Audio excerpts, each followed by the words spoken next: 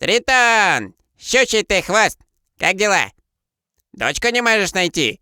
Ой-ой-ой, печалька. А на мобилку ей звонил? А, это ты на ее номер сейчас звонишь? Да погоди, не бурли. Слушай.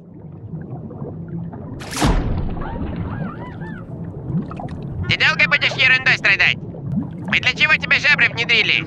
Давай дыши. Ну, смелее. Вот, хорошо. Надо же, похоже, получилось с первого раза. Ну давай, поплавай, понаблюдаем за тобой. Алло, Тритон, здорово. Ну, есть хорошая новость. Кажется, у тебя подарок будет для Нептуна. Один. А сколько тебе надо? Блин, что-то я подумал, ты его как золотую рыбку в баночке потащишь. Ну ладно, хорошо, попробуем набрать аквариум. Ну, бездельники, как дела? Оба-на. А че его так сморщило? Так, расходник, жабры от акулы, морская вода. Ну и что здесь не так? Да. Нет, не готов, проблемка возникла. Золотая рыбка сдохла. Не знаю, сделал все как в книге, оказалось нифига не рабочий вариант. Ну, конечно, будем думать. Сестренки, давайте еще одного, только теперь топите не в соленой воде, а в пресной. Есть такой процесс, называется осморегуляция. Это когда внутри организма поддерживается необходимый уровень воды. Так вот, у рыб, что живут в пресной воде, солей в организме больше, чем в самой воде. И организм постоянно пытается набрать в себя воду. Получается, рыба постоянно решает проблему с избытком воды в организме. И решает она это путем того, что постоянно писает. А рыбы в морской воде имеют проблему с точностью да наоборот. Соленая вода все время хочет высосать влагу из организма рыбы. Поэтому у морских рыб организм всячески пытается отделить соль от воды и напиться. Короче, другими словами. Получается, если речную рыбку бросить в море, то она умрет от обезвоживания, в то время как морская рыбка разбухнет в пресной воде от избытка воды. Сдается мне, эту тему не знал писатель-фантаст Александр Беляев, когда писал свой роман «Человек-амфибия» в начале 20 века. По его рассказу, парень-ихтиандр был человеком с пересаженными только жабрами, молодой акулой, и при этом прекрасно жил и плавал в соленом океане. Писатель явно что-то не договаривает или не слабо так фантазирует. Как чувствует наш пресноводный ихтиандр? Нормально смотрю. Хорошо. Водичку не забывайте менять только в аквариуме. А то вон смотрите, какая желтенькая стала. Так, сесенки, дарить морскому богу пресноводную тварь как-то не камильфо. Где он в соленом океане пресную воду искать будет? Поэтому вернемся к вопросу создания расходника для соленой воды. Да, Тритон? Вау, спокойно. А ну-ка давай с самого начала. Чего там русалочка сделала? По правилам подводного мира, когда русалочке исполнилось 15 лет, она имела право подняться с глубин морских на поверхность и позырить на то, как все устроено под небом голубым и заодно на то, как выглядит человек. В этот долгожданный момент мимо проплывал корабль с прекрасным принцем. Ну, ясен пень, русалочка втюхалась в него. А по случаю судьбы в этот миг поднялся еще и шторм. И принц возьми да вывали за борт. Русалочка подрывается, спасает пацана, вытаскивает его на берег. Кладет у какого-то храма и сваливает, пока тот не очухался. Так, еще дальше. Пошла к ведьме. О, у вас что, ведьмы есть? Ну ладно, и... Русалочка договаривается с ведьмой на бартер. Красивый чарующий голос русалочки на зелье, которое вместо рыбьего хвоста сделает человеческие ноги. Правда, те будут постоянно болеть и колоться, будто по ножам ходишь. Но зато плясать можно будет захлеб. Так, подожди, мне кажется, я это где-то слышал. Или видел. Там с русалочкой еще краб и рыбка полосатая в теме, нет? А, ну точно, это же в мультике было. Ну тогда не парься, там все же хэппи-энд будет. А, тут все по-другому? Ну давай, ладно, продолжай. Принц и русалочка встречаются, дружатся, однако король заявляет, что пора принцу жениться, только на дочке соседнего короля. Принц, чувствуя подвох со стороны пати, заявляет, что жениться он будет только на той, что спасла его из моря и положила у храма. И вот с какой-то медузой он был уверен, что спасительница сейчас в том самом храме, рядом с которым он очнулся. Он бежит к храму, заходит и видит там... Кого?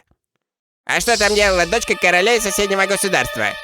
Ну ладно, и чё? Принц и принцесса влюбляются, женятся, и у них хэппи-энд. Так, погоди, я, видать, пропустил. А русалочка-то где? Вот поэтому ты мне и звонишь? Понял. Поищем, найдем. Ассистентки, у нас срочное дело.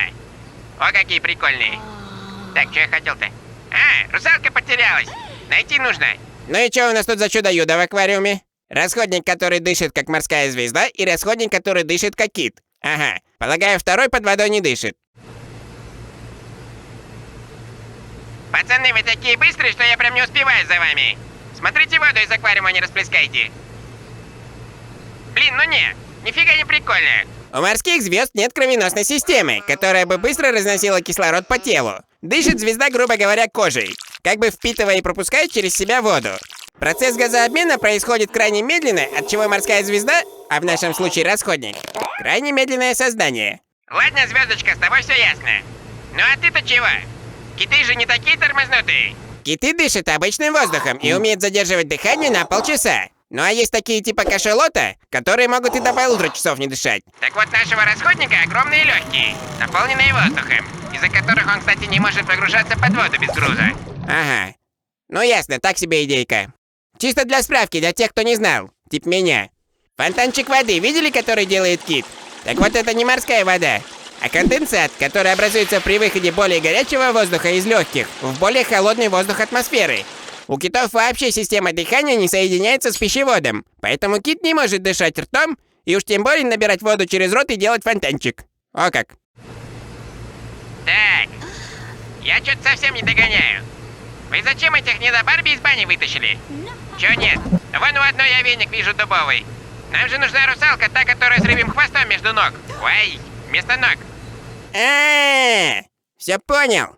Ой, ну надо какие дотошные, а. Русалка — это персонаж восточнославянской мифологии. И русалки — это голые девицы, которые живут в полях, лесах, у речек и водоемах. Никаких хвостатых полулюдей там нет. Нормальные двухногие человеки. Кто они такие, чем занимаются, не понять так сразу. Кто-то говорит, что эти барышни вредные духи леса, кто-то заявляет, что они служат сатане, а кто-то их называет воровками. А вот красавица с рыбьим хвостом — это морская дева. Персонаж из народов Европы. Прародителем считают вавилонского бога Уанес, который пришел из Красного моря, чтобы обучить людей земледелию, строительству, врачеванию и другим жизненно важным вещам. Первая же девушка с рыбьим хвостом была божеством, и звали ее Атаргатис. Греческие сирены, соблазнявшие моряков своим пением, сначала изображались полудевушками, полуптицами, но со временем решили заменить тело птицы на рыбий хвост. И эти певчие стервы были совсем недобрыми. Короче, теперь понятно. Некорректный перевод, фильмы и мультики нас в конец запутали. Все, понял. Виноват, простите. Давайте тогда так.